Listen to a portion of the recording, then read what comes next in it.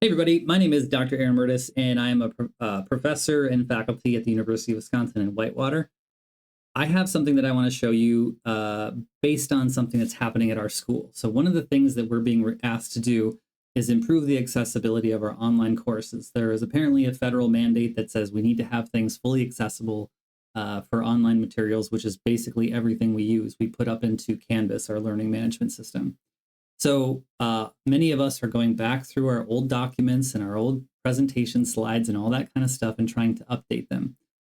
My background is in rehabilitation counseling, which means that we work with people with disabilities, usually on vocationally related stuff, but accessibility is a really important thing for us. So I took it upon myself to try and figure out how can I create the most accessible and sort of future thinking, which I'll explain what I mean by that in a second, but future thinking presentation format so that I don't have to mess around with PDFs because they're kind of clunky. It's difficult for screen readers to use them. And so I wanted to figure out something better.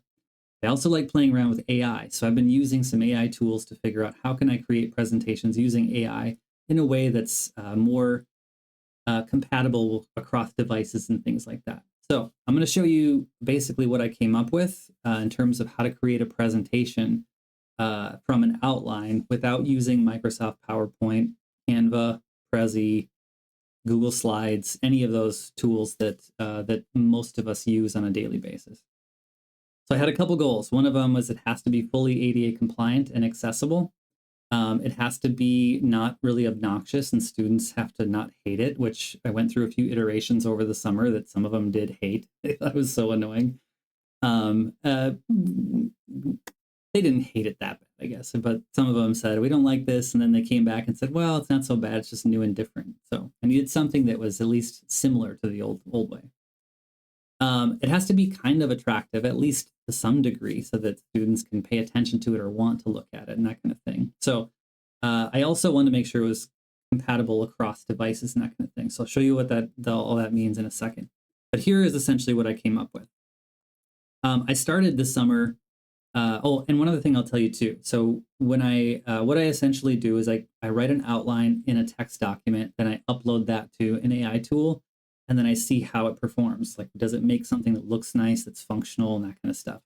So I tried, I think, 5 different platforms. I tried Microsoft Copilot, ChatGPT, Grok, Claude, and Google Gemini. And I use Claude because it seems to do the best based on what I'm looking for. But any of them really seem to work okay. It just depends on what you want it to look like and how you want it to work. So I also do some other things on the side similar to this, but so I've found my favorite, but that doesn't mean you have to use that one. But here's one that I came up with first. I said, make me an HTML web page based on the following content. And this was for a substance abuse or chemical dependency class that I taught over the summer. It has these nice little navigation things at the top, and I can just scroll down and scroll through this whole thing, and it looks pretty attractive in my opinion. Students did not like the scrolling thing, so in fact, one person was like, no, I hate it. I can't pay attention to it. I lose focus. So I said, all right, let me try something else. So I tried this one. A little bit less going on. Colors, I think, are relatively nice to look at and kind of less busy on the screen. This one was much better, much more improvement, but I think I've kind of landed on this one. Well, not that one. Where did it go? I've lost my window already. This one here. So this one has essentially the same slide format. It's coded in HTML using Claude, but it just goes through slides basically like you would in any other presentation. The only difference is I don't have to use PowerPoint. I don't have to stick to one of the proprietary tools of Apple or Macintosh. It just uses your web browser. My understanding is that more and more of our interactions with computers are using web browsers these days, which helps improve accessibility. It improves compatibility and potentially improves security too. So that's kind of why when I said future thinking, that's why I wanted to use something that worked in a browser so that it can work across platforms, because everybody's got a browser. This would work in any browser, doesn't matter which one. So this is what it looks like. The content doesn't matter. We don't have to go through what that is, but basically you have full control to change the colors, the way the text sizes, the way it looks. You have all kinds of control over what it looks like. I think it's good enough for me, so this is what I did. So let me show you how I did it. So the first thing I did was I went to a Word document and I wrote out my outline that I wanted, all the things that I wanted to be in slides. One number for each slide. I've done really long ones. I've done short ones. Some AI tools will use kind of get liberal with how it changes your language. So you might need to be pretty specific in your prompt of don't change the language, just put it on a page, something like that. But I found it not to be too terribly obnoxious, and it doesn't say weird stuff, hallucinating facts and that kind of stuff. But if that's a concern of yours, you want to proofread, of course. So I did this. And once I did this, I just copied everything. So select all of it, copied it, and then I opened up Claude. Now, the reason I use Claude, as I said earlier, is because it's just become my favorite. It doesn't have to be your favorite. It doesn't really matter. You can use, I subscribe to this just because I wanted to see if there were any differences, and I do some other projects too. So you don't have to do that. You can do this with the free version. You could also use ChatGPT or DeepSeek or whatever the one you want to use. That doesn't really seem to matter that much, as long as you're happy with the result. So you'll probably come to a page that looks like this. Just leave it here. And this is where you get to start your prompt. The prompt that I use, let's see if I can go back to it and find out what it was. It wasn't terribly complicated or really all that interesting, but here's what it was in case you want to know. I'll let you read this.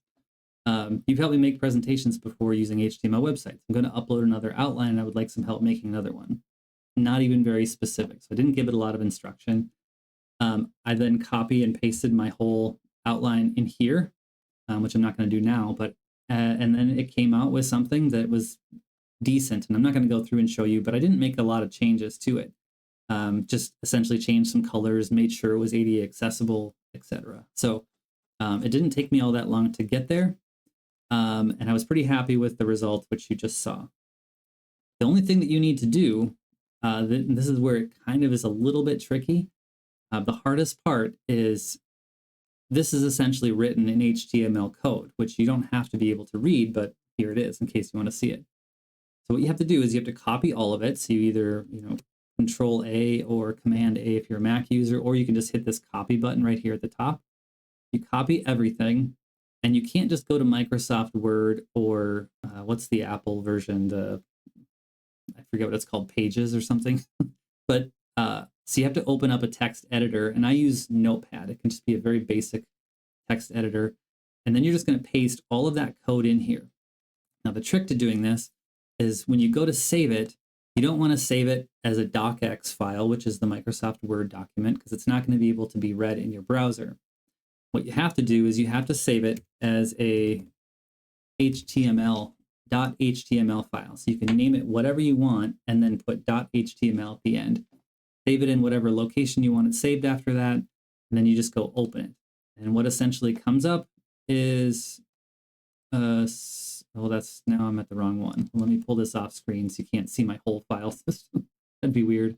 But what essentially comes up, in fact, I'll just show it to you. Oh crap, where'd it go? You saw it earlier. There it is, this one. And then it'll just come up like this, but it has to be saved in a text editor, and you have to save it with the ending of .html. And once you do that, it's here. I've found that I upload this file to Canvas, which is the learning management system that our university uses.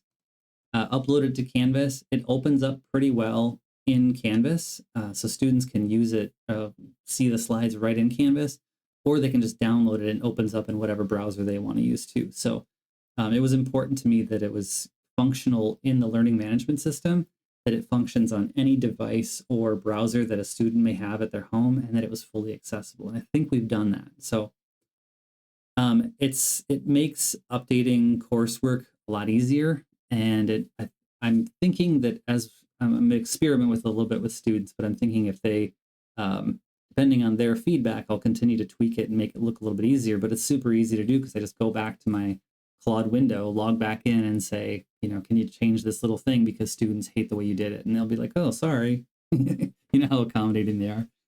So anyway, just thought I would share. Hope it's useful. Bye-bye.